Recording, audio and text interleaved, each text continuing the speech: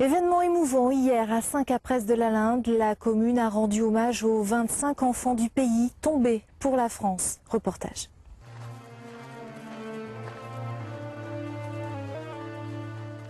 C'est le plus petit village de Dordogne, mais il vient d'accomplir une grande œuvre.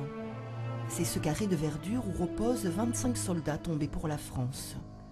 Le caporal Barthoumieux est l'un d'eux, Bernard et son petit-neveu. Mais je ne l'ai pas connu. Pour moi, la personne qui va venir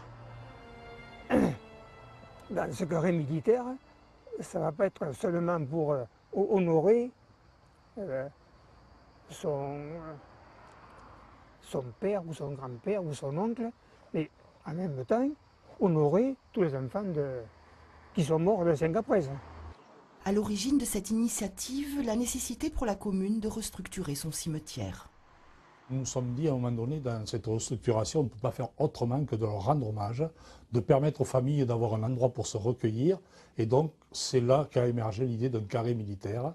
3 ans durant, le premier adjoint au maire s'est investi corps et âme pour retrouver jusqu'aux confins du pays et au-delà les restes des soldats disparus au siècle dernier, de la guerre franco-prussienne à celle d'Algérie.